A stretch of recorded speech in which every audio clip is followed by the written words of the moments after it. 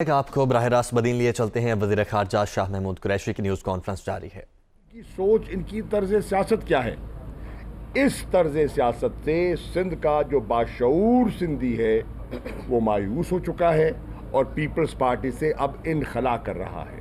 आपके जो दौरा है आज 7वां रोज है, 7 दिनों के अंदर आपने सिंध हुकूमत को तो ठीक है उसकी कारकर्दगी उसको टारगेट किया है, लेकिन अपनी हुकूमत की 3.5 साल की परफॉर्मेंस जो है वो आपने सही तरह से नहीं बताई। खासतौर पे गंदम, चीनी, आटा, इतने स्कैंडल।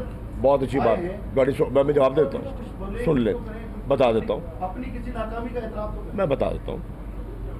हमारी हुकूमत अगस्त 2018 में आती है, 20 अरब डॉलर का खसारा मिलता है, उस खसारे को पुर करते हैं। हिस्टोरिक करंट अकाउंट डेफिसिट मिलता है, हिस्टोरिक ट्रेड डेफिसिट मिलता है। आपकी बरामदाद जमूद का शिकार वो तोड़ दिया। हुकूमत में आते हैं तो दोस्तों से पैसे लेने पड़ते हैं मुल्क को दिवालिया होने से बचाने से, चीन से, सऊदी अरब से, अरब इमारात से। IMF के प्रोग्राम में दोबारा जाना पड़ता है, कड़ी शराइत माननी पड़ती हैं। ये था पाकिस्तान जो इमरान खान के हवाले किया गया।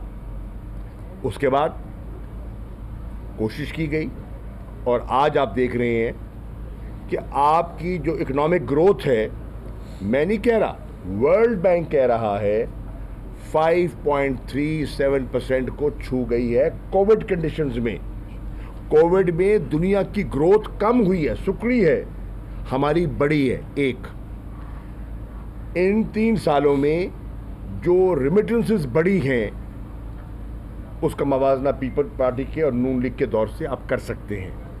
इन 3 सालों में जो ट्रेड में अब अपना माफ़ कीजिए एक्सपोर्ट्स में जब ग्रोथ हो रही है उसका मवाजना भी आप कर लें। इन 3 सालों में अब जो हमने इंसेंटिव्स दिए हैं कंस्ट्रक्शन इंडस्ट्री को,